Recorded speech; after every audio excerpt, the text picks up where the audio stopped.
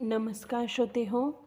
एक व विज्ञानिशाची या आपल्या यूट्यूब चॅनलमध्ये आपण सर्व श्रोत्यांचे अगदी मनापासून स्वागत. श्रोते हो, आजच्या भागात आपण अध्याय 7 विज्ञान योग यामधील 170च्या पुढील वव्या घेणार आहोत. अलंकापुरी पुण्यभूमी पवित्र, तेथे नांदतो ज्ञान राजा सुपात्र. तया आठविता महापुण्य राशी, नमस्कार माझा श्री गुरु ज्ञानेश्वरासी. ओम नमो ज्ञानेश्वरा. ऐसे विकल्पाचे वायाने, काटे देखोनी सनाने. जेमती ब्रह्माचे पासावने, घेते चिना उजू एकनिष्ठेच्या पावली. रगडोनी विकल्पाचिया भाली, महापातकांची सांडली. आठवी जिही मग पुण्याचे धावा घेतला, आणि माझी जवळीक पातले. किंबहुना ते चुकले वाट वेधया. एरवी तरी पार्था जन्म मरणाची निमे कथा. ऐसिया प्रयत्नाते आस्था विजयाची.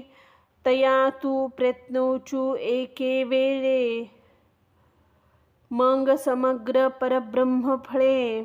जया पिकेलिया रसुगळे पूर्णतेचा, त्यावेळी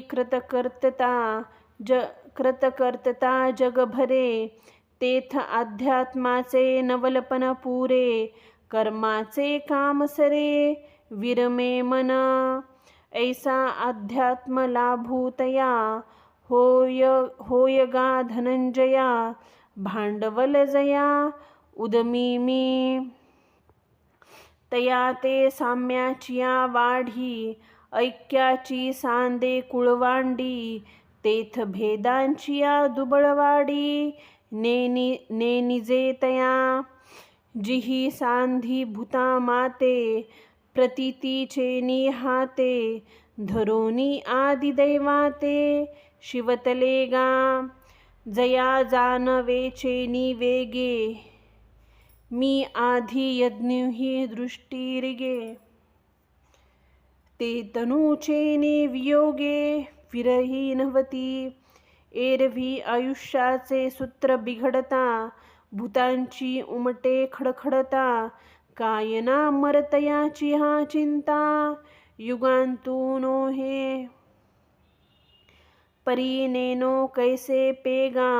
जे जडोनी गेले माझिया अंगा, ते प्रयाणाचिया लगबगा. न सांडतीच माते एरवी तरी जाण. ऐसे जे निपुण तेची अंतःकरण. युक्तयोगी तव ये शब्द कुंपिके तळी. नोडवेची अवधानांची अंजोळी. जे नाविक अर्जुना ते वेळी मागाची होता, जेथे तद ब्रह्मवाक्य फळे. जे नाना थर से रसाळे, बहकताती परिमळे भावाचेनी. या वव्यांचे निरूपण करताना, स्पष्टीकरण देताना माऊली महाराज येथे सांगतात. सहज पाहिले असता अर्जुना, ज्याची आस्था जन्म मरण नष्ट करील अशा प्रयत्नांना जन्म देते. त्यांचा प्रयत्न परब्रह्मरूपी फळाने फलद्रूप होतो. ते फळ पिकले की त्यातून पूर्णता रूपी रस गळू लागतो. अशा वेळी त्याला कृतकर्ते जग भरून जाते. त्याची आत्मज्ञानाची हौस पुरते. कर्माचे प्रयोजन संपते व मन शांत होते. अर्जुना, ज्याच्या प्रयत्नांचे भांडवल मी असतो, त्यालाच अशा प्रकारचा आत्मलाभ प्राप्त होतो. त्याला साम्याच्या वाढीमुळे ऐक्याचा व्यापार साधतो. त्या ऐक्याच्या ठिकाणी तो भेदांचे दारिद्र्य जाणतच नाही. शरीरासह मला अनुभवाने जाणून ज्यांनी जीवाला जाणले, या जाणीवेच्या बळावर अधिपज्ञ जो मी, तो अनुभवास येतो. तो पुरुष शरीर वियोगांच्या वेळी दुःखी होत नाहीत. सहज विचार केला की ते दिसते की आयुष्याची दोरी तुटली की मरणाच्या प्राण्याची खळबळ उडते. ती पाहून ते मरणाऱ्याच्या मनातही प्रलयकाळ ओढवला असे वाटत नाही काय? पण अर्जुना, जे मद्रूप झाले ते पर्यान कालाच्या धांदलीतही मला विसरत नाहीत.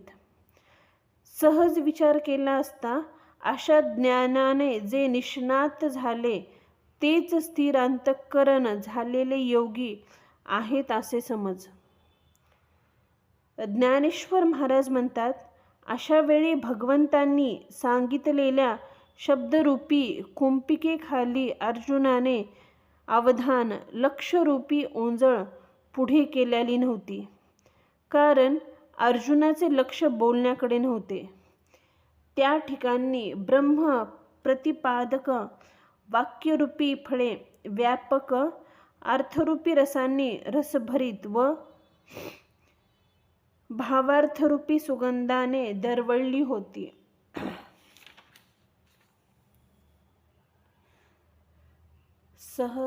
सहज कृपा मंदानिळे कृष्ण दुर्माची वचन फळे अर्जुन श्रवणाची खोडे अवचित्त पडली तिये प्रमेयांची होका वळली की ब्रह्मरसांच्या सागरी सुबकळली मग तैसाची का घोळली परमानंदे तेने बरवेपण निर्मळे अर्जुना उन्मेषाचे डोहाळे घेता ती गळाळे विस्मयामृतांचे तिया सुखसंपत्ती जोडलिया मग स्वर्गावाती वाकुलिया हृदयाच्या जीवी गुंतकुलिया होत आहाती.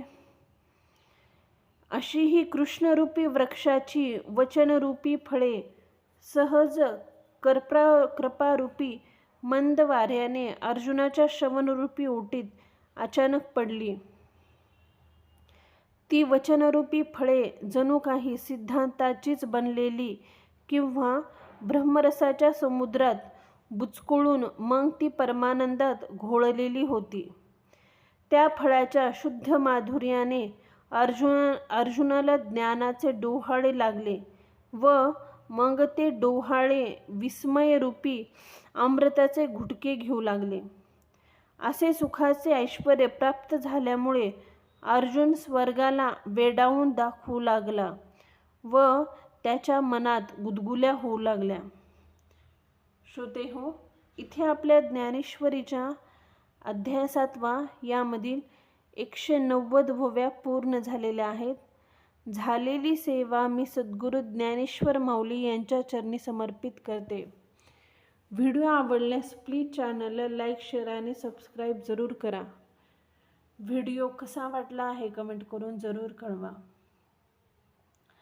धन्यवाद. ओम नमो ज्ञानेश्वरा.